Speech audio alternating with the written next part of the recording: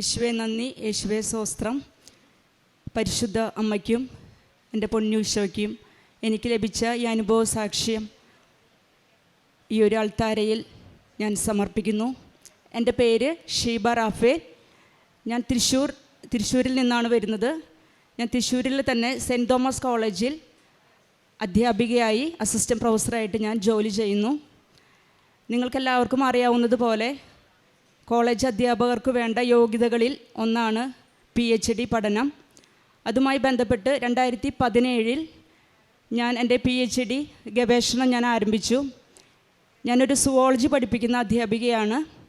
അതുകൊണ്ട് തന്നെ ഞാൻ ഗവേഷണത്തിനായി തിരഞ്ഞെടുത്ത വിഷയം ഇരട്ടവാലൻ, അതായത് നമ്മുടെ ബുക്കുകളെ നശിപ്പിച്ചുകൊണ്ടിരിക്കുന്ന ഒരു ചെറിയ ഇൻസെക്റ്റാണ്. ഇംഗ്ലീഷിൽ അതിനെ സിൽവർ ഫിഷ് എന്നാണ് പറയുന്നത്. ഇരട്ടവാലനിലാണ് ഞാൻ ഗവേഷണം ആരംഭിച്ചത്. ആ ഒരു ടോപ്പിക്ക് ഞാൻ സെലക്ട് ചെയ്യാനുള്ള കാരണം, ആ ഒരു മേഖലയിൽ കേരളത്തിൽ ഇന്നോളം ആരും തന്നെ വർക്ക് ചെയ്തിട്ടില്ല, ഗവേഷണം നടത്തിയിട്ടില്ല. ഇന്ത്യയിലും വളരെ റെയറായിട്ട് മാത്രമുള്ള ചെറിയ ചെറിയ ഗവേഷണങ്ങൾ മാത്രമാണ് പുറത്തോട്ട് വന്നിട്ടുള്ളത്. ഏറ്റവും കൂടുതൽ ഇതുമായി ബന്ധപ്പെട്ട ഗവേഷണങ്ങൾ നടക്കുന്നത് ഓസ്ട്രേലിയയിലാണ്. അതുകൊണ്ട് തന്നെ എൻ്റെ ഗൈഡ് എനിക്ക് വേണ്ടിയിട്ട് എല്ലാ സപ്പോർട്ടും തന്നു. അതിൽ നമുക്ക് ഗവേഷണം ആരംഭിക്കാം. കാരണം ആരും ചെയ്യാത്ത ഒരു ഫീൽഡിൽ വർക്ക് ചെയ്യുമ്പം അതിന് കുറച്ചും കൂടി റെലവൻസ് കൂടുതലാണല്ലോ. അങ്ങനെ 2017 ഞാൻ ഗവേഷണം ആരംഭിച്ചു. പക്ഷേ 2 വർഷത്തോളം ഞാൻ അതിന് വേണ്ടിയിട്ടുള്ള പഠനങ്ങൾ ഞാൻ നടത്തി. പക്ഷേ എനിക്ക് മനസ്സിലാക്കി, ഞാൻ കേരളത്തിലുള്ള പല ജില്ലകളിലും നടന്ന് ഈ ഒരു ഇൻസെക്റ്റിനെ മാക്സിമം ഞാൻ കളക്ട് ചെയ്തു. പക്ഷേ ഇൻസെക്റ്റിനെ അതിൻ്റെ ഡൈസെക്ഷൻ ചെയ്യണം, മൈക്രോസ്കോപ്പിലൂടെ നമ്മളതിൻ്റെ സ്ട്രക്ചർ പഠിക്കണം. അതിനുശേഷമാണ് അത് ഏത് സ്പീഷീസാണെന്ന് നമുക്ക് മനസ്സിലാക്കാനായിട്ട് സാധിക്കുകയുള്ളൂ. അപ്പോൾ അങ്ങനെ 2 വർഷം ഞാൻ ഈ ഒരു ഇൻസെക്റ്റുമായിട്ട് എൻ്റെ ലാബിൽ മണിക്കൂറുകളോളം, ദിവസങ്ങളോളം, മാസങ്ങളോളം ഞാൻ ചിലവഴിച്ചു. പക്ഷേ ഇതിനെക്കുറിച്ച് പഠിക്കാനോ ഇതിനെ എനിക്ക് ഡൈസെക്റ്റ് ചെയ്യേണ്ട മെത്തേഡ് ഏതാണെന്നോ ഒന്നും തന്നെ എനിക്ക് മനസ്സിലാകുന്നില്ല. കാരണം ഇതിന് വേണ്ടിയിട്ടുള്ള ഡയറക്ഷൻസ് പറഞ്ഞു തരാനായിട്ട് കേരളത്തിൽ ആരും തന്നെ ഇല്ല. ഇന്ത്യയിൽ ഒരേ ഒരാളാണ് ഇത് വർക്ക് ചെയ്യുന്നത്. പക്ഷേ ആളായിട്ട് ഞാൻ പല മെയിൽ അയച്ചെങ്കിലും എനിക്ക് പ്രത്യേകിച്ച് കോണ്ടാക്റ്റ് ഒന്നും എനിക്ക് ലഭിച്ചില്ല. അങ്ങനെ ഞാൻ എൻ്റെ കഴിവിൽ തന്നെ ഞാൻ വിശ്വാസം അർപ്പിച്ചുകൊണ്ട് വീണ്ടും ദിവസങ്ങളും മാസങ്ങളും വർഷങ്ങളും ഞാൻ ചിലവഴിച്ചു. 2017 തുടങ്ങിയ റിസർച്ച് 2022 വരെ ഞാൻ കൊണ്ടുപോയി. പക്ഷേ ഒരു ഇമ്പ്രൂവ്മെൻറ്റും അതിനകത്ത് നടന്നിട്ടില്ല. അപ്പോൾ ഞാൻ ഈ ജൈവശാസ്ത്രത്തിൽ ഗവേഷണം നടത്തുന്ന കേരളത്തിലെ പല സീനിയറായിട്ടുള്ള സയൻറ്റിസ്റ്റുമാരുടെ ഉപദേശം തേടാനായിട്ട് ഞാൻ സുവോളജിക്കൽ സർവേ ഓഫ് ഇന്ത്യയിൽ ഞാൻ ഒരു വിസിറ്റ് നടത്തുകയുണ്ടായി. അപ്പോൾ ആ ഒരു ശാസ്ത്രജ്ഞന്മാരായിട്ട് ഞാൻ സംസാരിച്ചപ്പോൾ അവരാദ്യമേ എന്നോട് പറഞ്ഞത്, മോളെ, ഈ ഒരു വിഷയം നമുക്ക് ചെയ്യാൻ പറ്റില്ല. കാരണം കേരളത്തിലോ ഇന്ത്യയിലോ ഇതിനെക്കുറിച്ച് വർക്ക് നടക്കുന്നില്ല. പിന്നെ ഇതൊരു വളരെ പ്രിമിറ്റീവായിട്ടുള്ളൊരു ഇൻസെക്റ്റാണ്. ഇതിന് വളരെ അഡ്വാൻസ്ഡ് ആയിട്ടുള്ള ഇൻസ്ട്രുമെൻസും കാര്യങ്ങളൊക്കെ നമുക്ക് ആവശ്യമുണ്ട്. അതുകൊണ്ട് മോള് ഇതിലോട്ട് ഇനി മുമ്പോട്ട് പോകണ്ട, പെട്ടെന്ന് തന്നെ ഈ ഒരു സബ്ജക്റ്റ് സ്കിപ്പ് ചെയ്തിട്ട് വേറൊരു സബ്ജക്റ്റ് സെലക്ട് ചെയ്യണം. അത് കേട്ടപ്പോൾ ഞാനാകെ തളർന്നു പോയി. കാരണം ഓൾറെഡി 3 വർഷം അതിന് വേണ്ടിയിട്ട് ഞാൻ സമയം സ്പെൻഡ് ചെയ്തു.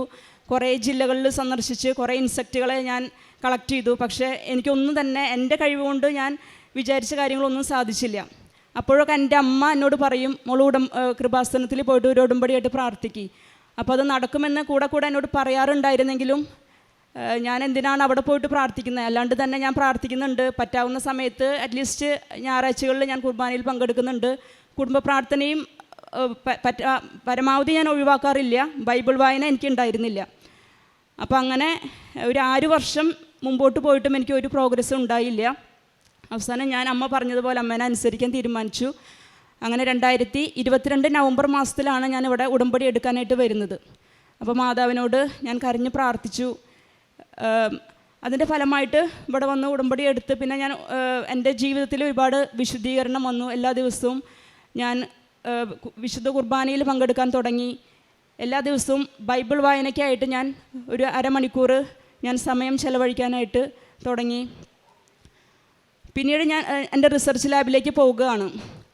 അപ്പോൾ ഞാൻ എൻ്റെ റിസർച്ചുമായിട്ട് ബന്ധപ്പെട്ട് കുറേ പ്രബന്ധങ്ങൾ ഞാൻ ഗൂഗിളിൽ ഞാൻ സെർച്ച് ചെയ്ത് വായിക്കും. അപ്പോൾ ഒരു പേര് എനിക്ക് സ്ട്രൈക്ക് ചെയ്തു. അതായത് ഓസ്ട്രേലിയയിൽ ഇതിനെക്കുറിച്ച് ഒരുപാട് പഠനങ്ങൾ നടക്കുന്നുണ്ട്.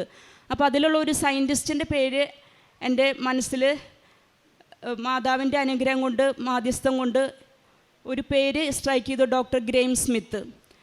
അപ്പോൾ എനിക്ക് മാതാവ് ഉള്ളിലിരുന്ന് തന്നെ തോന്നിപ്പിക്കുകയാണ്, ആ ഒരു സയൻറ്റിസ്റ്റിന് മോളൊരു ലെറ്റർ മോളുടെ വിഷമങ്ങൾ പറഞ്ഞുകൊണ്ട് മോളെ സഹായിക്കാൻ പറ്റുമെന്ന് ചോദിച്ചുകൊണ്ട് ഒരു ലെറ്റർ എഴുതാൻ പറഞ്ഞിട്ട് മാതാവ് എന്നെ കൊണ്ട് തോന്നിപ്പിക്കുകയാണ്. എപ്പോഴും മാതാവിൻ്റെ കാശുരൂപം എൻ്റെ കയ്യിൽ ഞാൻ പിടിക്കാറുണ്ട്. അപ്പോൾ എനിക്ക് പ്രതീക്ഷയൊന്നും ഉണ്ടായിരുന്നില്ല, കാരണം എൻ്റെ ലാബിൽ തന്നെ ഒരുപാട് റിസർച്ച് സ്കോളേഴ്സ് വർക്ക് ചെയ്യുന്നുണ്ട്.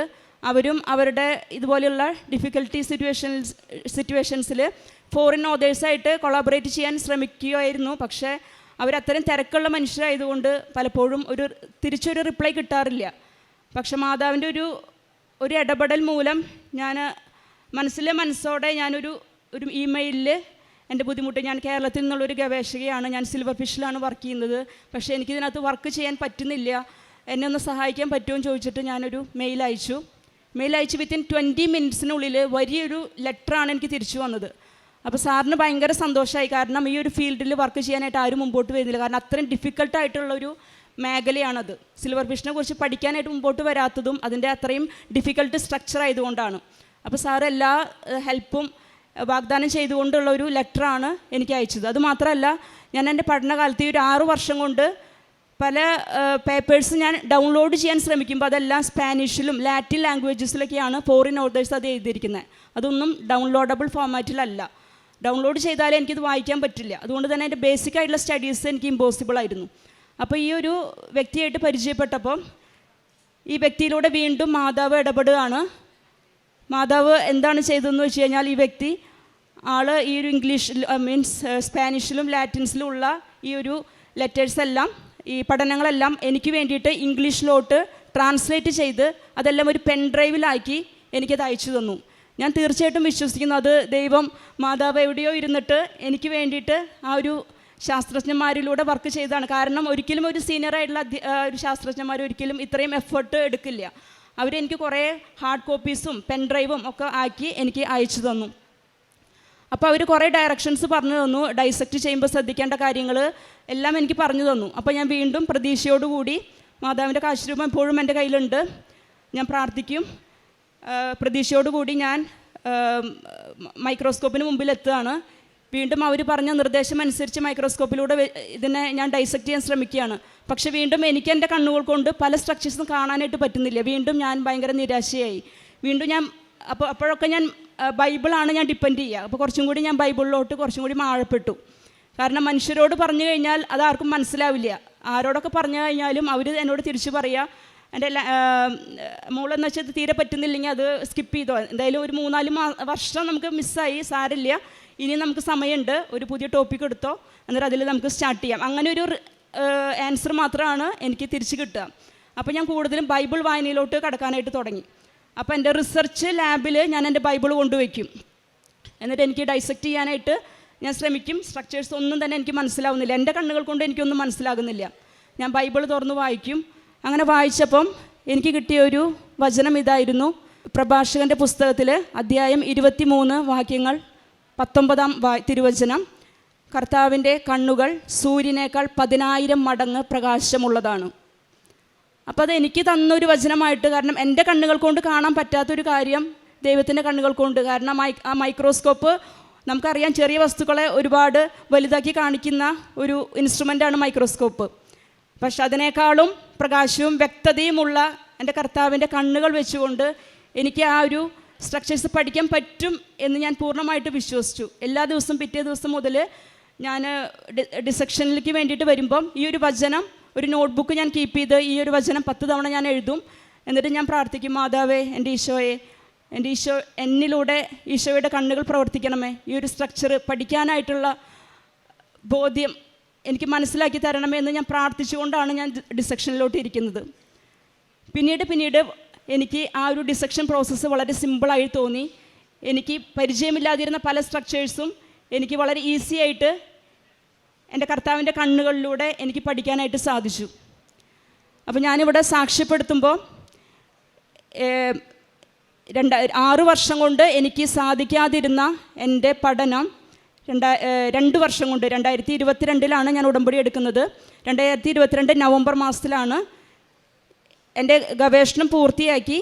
മിനിഞ്ഞാന്ന്, അതായത് 15-ാം തീയതി, ഡിസംബർ 15-ാം തീയതി 2025 ഡിസംബർ 15-ാം തീയതിയാണ് എക്സാമിനേഴ്സ് ഒഫീഷ്യൽസൊക്കെ വന്നിട്ട് എൻ്റെ ഗവേഷണം അവർ പഠിച്ച് എനിക്ക് ഡോക്ടറേറ്റ് തരികയുണ്ടായി. ഇപ്പം ഞാൻ ഷീബ റാഫേൽ അല്ല, നിങ്ങളുടെ മുമ്പിൽ ഇപ്പോൾ ഞാൻ നിൽക്കുന്നത് ഡോക്ടർ ഷീബ റാഫേലായിട്ടാണ് ഞാൻ നിൽക്കുന്നത്. എൻ്റെ പഠനത്തിലൂടെ കേരളത്തിന്, ലോകത്തിന് തന്നെ കർത്താവിൻ്റെ സൃഷ്ടി എന്ന് പറയുന്നത് അത്രയും സങ്കീർണമാണ്. അപ്പോൾ ഞാൻ ദൈവത്തിന് വീണ്ടും വീണ്ടും നന്ദി പറയാണ്. ആ ഒരു സൃഷ്ടിയുടെ ചെറിയൊരു കണ്ണിക മാത്രമാണ് ഞാൻ പഠിച്ചത്. ആ ഒരു കണ്ണിക പഠിക്കാനായിട്ട് ഞാൻ ദീർഘമായിട്ടുള്ള 8 വർഷങ്ങളാണ് എടുത്തത്. അത് എൻ്റെ ഒരു കഴിവ് കൊണ്ട് ഞാൻ 6 വർഷം ഞാൻ വേസ്റ്റ് ചെയ്തു. പക്ഷെ ദൈവത്തിൻ്റെ കഴിവിൽ ഞാൻ ആശ്രയിച്ചപ്പോൾ അത്രയും സ്പീഡപ്പാക്കിയിട്ട് എൻ്റെ ഒരു ഗവേഷണം, എൻ്റെ പ്രബന്ധത്തിൽ 6 ചാപ്റ്റേഴ്സാണുള്ളത്. ഈ ഒരു 6 ചാപ്റ്റേഴ്സ് എനിക്കൊരു 2 വർഷം കൊണ്ട് എഴുതി തീർക്കാൻ സാധിച്ചു. അതുമാത്രമല്ല, ലോകത്തിന് അജ്ഞാതമായിട്ടുള്ള 2 പുതിയ സ്പീഷീസുകളെ എനിക്ക് ലോകത്തിന് റിപ്പോർട്ട് ചെയ്യാൻ പറ്റി. ഞാൻ റിപ്പോർട്ട് ചെയ്തിട്ടുള്ള 5 സ്പീഷീസും കേരളത്തിന് പുതിയതാണ്. കാരണം കേരളത്തിൽ 0 റിപ്പോർട്ടാണ്. എൻ്റെ ഗവേഷണത്തിന് മുമ്പ് കേരളത്തിൽ 0 റിപ്പോർട്ടായിരുന്നു. എൻ്റെ ഗവേഷണത്തിന് ശേഷം 5 സ്പീഷീസ് ഞാൻ റിപ്പോർട്ട് ചെയ്തില്ല. 5ഉം കേരളത്തിന് പുതിയതാണ്. അതിൽ 2 എണ്ണം ലോകത്തിന് തന്നെ എനിക്ക് സമ്മാനമായിട്ട് കൊടുക്കാനായിട്ട് പറ്റി. അത് എൻ്റെ മാതാവിൻ്റെയും എൻ്റെ പൊന്നു തമ്പുരാൻ്റെയും സാന്നിധ്യം കൊണ്ടും സഹായം കൊണ്ടും മാത്രമാണെന്ന് ഞാൻ ഉറച്ച് വിശ്വസിക്കുന്നു. അതുമാത്രമല്ല, എൻ്റെ ഓപ്പൺ ഡിഫൻസ് മിനിഞ്ഞാന്നായിരുന്നു. അപ്പോൾ ഞാനൊരു അധ്യാപികയാണെങ്കിലും ഒഫീഷ്യൽസൊക്കെ എൻ്റെ മുമ്പിൽ ഇങ്ങനെ വന്നിരിക്കുമ്പോൾ എനിക്ക് ഭയങ്കര ടെൻഷനാണ്. അപ്പോൾ എനിക്കും എൻ്റെ ഗൈഡിനും ഉണ്ടായിരുന്നൊരു ടെൻഷൻ. നന്നായിട്ട് തന്നെ ഗവേഷണം പൂർത്തിയാക്കാൻ പറ്റിയിട്ടുണ്ട്. പക്ഷേ അത് നല്ല രീതിയിൽ ഒരു ക്രൗഡിൻ്റെ മുമ്പിൽ ഷീബയ്ക്ക് പ്രസൻറ്റ് ചെയ്യാൻ പറ്റുമോ എന്നുള്ളത് എൻ്റെ ഗൈഡിന് ഭയങ്കര ഒരു ടെൻഷനുള്ള കാര്യമായിരുന്നു. പക്ഷെ അപ്പോഴും ഞാൻ എൻ്റെ കാശുരൂപം മുറുകെ പിടിച്ചുകൊണ്ടാണ് ആ സ്റ്റേജിൽ കയറുന്ന വരയ്ക്കും എനിക്ക് ഭയങ്കര ടെൻഷൻ ഉണ്ടായിരുന്നു. ഈ കാശുരൂപം പിടിച്ച് ഞാൻ ആ സ്റ്റേജിലേക്ക് എൻ്റെ പ്രബന്ധം അവതരിപ്പിക്കാനായിട്ട് കയറിയപ്പോൾ എനിക്ക് നന്നായിട്ട് ഫീൽ ചെയ്തു. ഒരു ആത്മാവിൻ്റെ അരൂപി എൻ്റെ മേൽ നിറഞ്ഞു നിൽക്കുന്നതായിട്ട് ഒരു ഫീലിംഗ് എനിക്ക് നന്നായിട്ടുണ്ടായി. വളരെ കൂളായിട്ട് എനിക്ക് അവർ ചോദിച്ച ക്വസ്റ്റ്യൻസ് എല്ലാം വളരെ നന്നായിട്ട് എനിക്ക് ആൻസർ ചെയ്യാൻ പറ്റി. എൻ്റെ ഡിസ്കവറീസ് എല്ലാം ആ ഒരു ക്രൗഡിൻ്റെ മുമ്പിൽ വളരെ സ്മൂത്തായിട്ട് എനിക്ക് പ്രസൻറ്റ് ചെയ്യാനായിട്ടും സാധിച്ചു. എന്നെ ഈ ഒരു നിലയിലേക്ക് ഉയർത്തിയ എൻ്റെ തമ്പുരാന്, എനിക്ക് വേണ്ടി മാധ്യസ്ഥം അപേക്ഷിച്ച പരിശുദ്ധ അമ്മയ്ക്ക് 1000 നന്ദി പറയുന്നു. രണ്ടാമതായിട്ട് എൻ്റെ ജീവിതത്തിൽ വന്നിട്ടുള്ള ഒരു നവീകരണമാണ്, ജീവിത നവീകരണമാണ്. ഞാൻ നിങ്ങളോട് നേരത്തെ പറഞ്ഞിട്ടുള്ളത് പോലെ ഞാൻ ഈ ഉടമ്പടി എടുക്കുന്നതിന് മുമ്പ് ഞാൻ പ്രാർത്ഥിക്കും. അതിനുവേണ്ടി പക്ഷേ ഞാൻ സമയമൊന്നും സ്പെൻഡ് ചെയ്യാറില്ല. സമയം കിട്ടുമ്പോൾ മിക്കവാറും സൺഡേസ് മാത്രമാണ് ഞാൻ കുർബാനയ്ക്ക് പോകാറുള്ളൂ. ബൈബിൾ വായന തീരെയില്ല. കുടുംബ പ്രാർത്ഥനയുടെ സമയത്ത് വായിക്കുന്ന 2-3 മിനിറ്റ് ആ ഒരു ബൈബിൾ റീഡിങ് മാത്രമാണ് ഉണ്ടായിരുന്നത്. പക്ഷേ അതിനുശേഷം ഇപ്പോൾ ഞാൻ എല്ലാ ദിവസവും വിശുദ്ധ കുർബാനയിൽ പങ്കെടുക്കും. അപ്പോഴാണ് എനിക്ക് മനസ്സിലായത് എൻ്റെ തൃശ്ശൂർ ഇത്ര അധികം പള്ളികളുണ്ടോ എന്നുള്ളത് മനസ്സിലായത് ഇപ്പോഴാണ്. കാരണം എനിക്ക് എല്ലാ ദിവസവും നമ്മൾ ഭക്ഷണം കഴിക്കുന്ന പോലെ എനിക്ക് വിശുദ്ധ കുർബാനയിൽ പങ്കെടുത്തില്ലെങ്കിൽ എനിക്ക് എന്തോ ഒരു ഭയങ്കര ഒരു ഫീലിംഗ് ആണ്. ആ ഒരു ദിവസം എനിക്ക് ഇൻകംപ്ലീറ്റ് ആയൊരു ഫീലിംഗ് ആണ്. അതുകൊണ്ട് തന്നെ എല്ലാ പള്ളികളിലെയും ടൈമിങ്സൊക്കെ ഞാൻ കൃത്യമായിട്ട് മനസ്സിലാക്കി വെച്ച് എനിക്കൊരു ടൈം ശരിയായിട്ടില്ലെങ്കിൽ അടുത്ത ടൈമിലോട്ട് ഞാൻ കടന്ന് ഏതെങ്കിലും ഒരു പള്ളിയിൽ പോയിട്ട് ഞാൻ വിശുദ്ധ ബലി അർപ്പിക്കും. എന്തൊക്കെ ബുദ്ധിമുട്ടുകളുണ്ടായാലും അതുവരെ എനിക്ക് സമയമില്ല. എനിക്ക് കുമ്പസാരിക്കാൻ സമയമില്ല, എനിക്ക് വിശുദ്ധ കുർബാനയിൽ പങ്കെടുക്കാൻ സമയമില്ല. അപ്പോൾ എപ്പോഴും എനിക്ക് ജോലി തിരക്കാണ്. ഇപ്പോഴും എനിക്ക് ജോലി തിരക്കുണ്ട്. ഞാൻ ഗവേഷണം ചെയ്യുന്നുണ്ട്, കുട്ടികളെ പഠിപ്പിക്കുന്നുണ്ട്, എനിക്ക് 2 മക്കളുണ്ട്, വീട്ടിലെ കാര്യങ്ങൾ നോക്കണം. പക്ഷേ ഈ ജോലി തിരക്കിനിടയിലും എനിക്കിപ്പോൾ സമയം കിട്ടുന്നുണ്ട്. അപ്പോൾ ആ ദൈവത്തോട് കൂടിയായിരിക്കുമ്പം എനിക്ക് ലഭിക്കുന്ന ഒരു മാനസികമായിട്ടൊരു സന്തോഷം എനിക്ക് ആരോടും പറഞ്ഞറിയിക്കാൻ പറ്റില്ല. അപ്പോൾ ദൈവത്തിന്, മാധവന് ഒത്തിരി നന്ദി പറഞ്ഞുകൊണ്ട് എനിക്ക് ഈ ദൈവത്തിൻ്റെ സ്നേഹത്തിൽ ഞാൻ എത്ര വളർന്നു വന്നാലും ദൈവത്തിൻ്റെ സ്നേഹത്തിൽ എന്നെ തുടർന്ന് കൊണ്ടുപോകണമേ എന്ന് ഞാൻ അപേക്ഷിച്ചുകൊണ്ട് ഞാൻ നിർത്തുന്നു. നന്ദി. കാരുണ്യ പ്രവർത്തികൾ, ഞാനൊരു ടീച്ചിങ് ഫീൽഡിലായിരുന്നതുകൊണ്ട് തന്നെ എനിക്ക് മറ്റ് സ്ഥലങ്ങളിലോട്ട് പോയിട്ട് എനിക്ക് രോഗികളെ കാണേണ്ട ആവശ്യമില്ല. പലപ്പോഴും എൻ്റെ സ്റ്റുഡൻസുമായി ബന്ധപ്പെട്ട പല വ്യക്തികളും എന്നെ ഇങ്ങോട്ട് പലപ്പോഴും അപ്രോച്ച് ചെയ്യാറുണ്ട്. അപ്പോൾ എന്നെക്കൊണ്ട് പറ്റുന്ന രീതിയിലുള്ള സാമ്പത്തികമായിട്ടുള്ള പല കാര്യങ്ങളും ഞാൻ ചെയ്തു കൊടുക്കാറുണ്ട്. സ്റ്റുഡൻസിനെ ആയാലും എനിക്ക് പറ്റുന്ന രീതിയിൽ വീക്കായിട്ടുള്ള കുട്ടികളെ ഞാൻ അവർക്ക് വേണ്ട ഡയറക്ഷൻസ് കൊടുക്കും. അപ്പോൾ അവരെ എന്നോടൊപ്പം ചേർത്ത് നിർത്താനായിട്ട് ഞാനെപ്പോഴും ശ്രമിക്കാറുണ്ട്. പിന്നെ ബൈബിൾ വായന ഞാൻ എല്ലാ ദിവസവും ബൈബിൾ വായിക്കാനായിട്ട് ഞാൻ ശ്രമിക്കാറുണ്ട്. പ്രേക്ഷിത പ്രവർത്തനം, ഞാൻ എല്ലാ മാസവും പത്രം ഞാൻ കൊടുക്കാറുണ്ട്. പക്ഷേ എനിക്ക് ഒത്തിരി സ്പീഡായിട്ട് അത് ചെയ്യാൻ പറ്റില്ല. കാരണം പല സ്ഥലങ്ങളിലും പത്രം കൊടുക്കുമ്പോൾ അവർ പത്രം വാങ്ങുമെങ്കിലും ഞാൻ നടന്ന് തിരിഞ്ഞു നോക്കുമ്പോൾ അവർ പല സ്ഥലങ്ങളിലും അത് അങ്ങനെ എറിഞ്ഞ് കളയുന്ന ഒരു ടെൻഡൻസി ഞാൻ പലപ്പോഴും നോട്ട് ചെയ്തിട്ടുണ്ട്.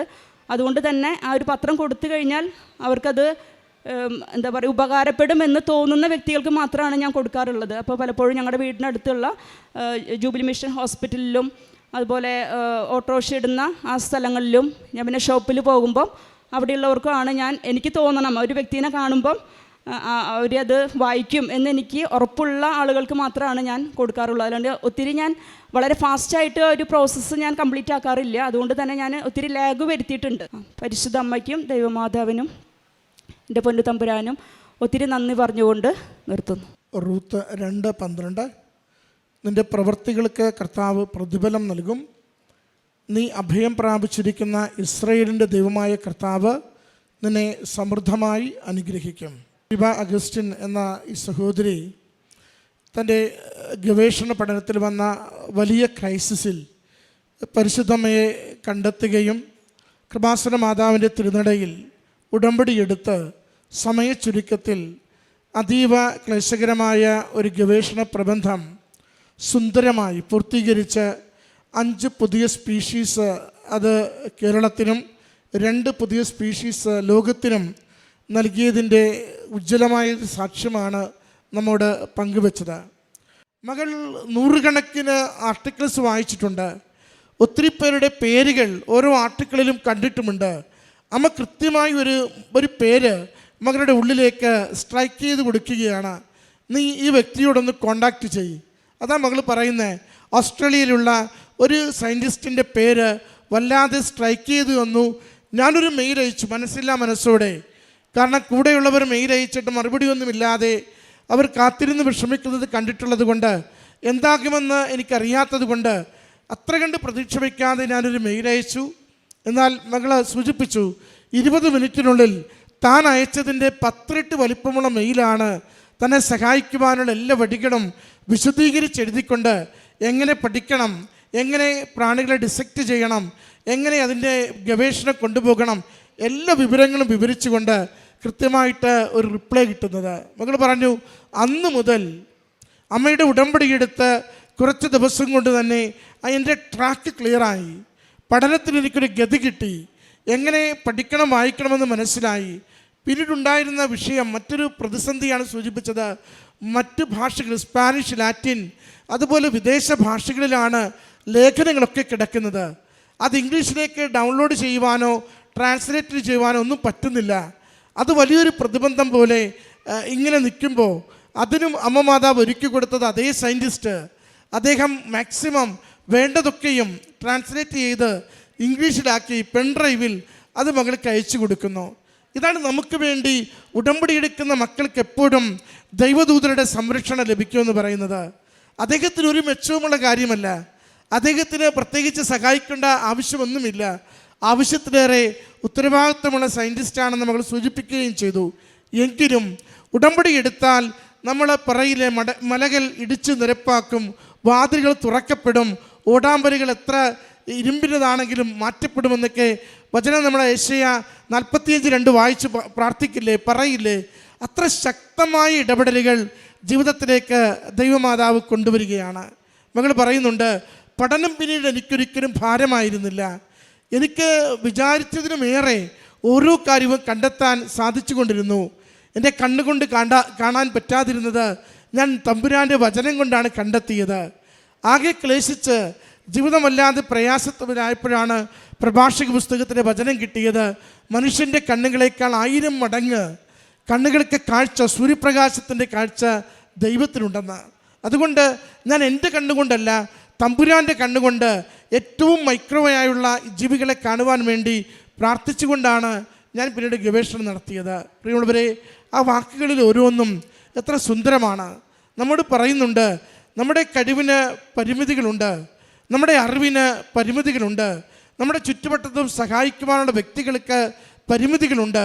ഒരിക്കലും പരിമിതിയില്ലാത്ത ദൈവത്തിൻ്റെ കരങ്ങളിൽ ജീവിതത്തെ ശരണപ്പെട്ട് ഏൽപ്പിച്ചു കൊടുക്കുവാൻ തയ്യാറാണെങ്കിൽ ഒരിക്കൽ പോലും നമ്മളെ ഇകഴ്ത്താതെ നമ്മുടെ ജീവിതം ഉയർന്നു നിൽക്കുവാൻ തക്കവിധം ദൈവം നമുക്ക് വേണ്ടി പദ്ധതിയൊരുക്കും. അത് ഏറെ വർഷങ്ങൾ നഷ്ടപ്പെട്ടുവെങ്കിലും നമുക്കത് ചുരുക്കുന്ന ആളുകൾ കൊണ്ട് അതിനെയൊക്കെ കവർ ചെയ്യുന്ന അനുഗ്രഹത്തിലേക്ക് നമ്മളെ നയിക്കുകയും ചെയ്യും. അതാണ് മകൾ ഈ അൾത്താരയിൽ സാക്ഷ്യപ്പെടുത്തിയത്.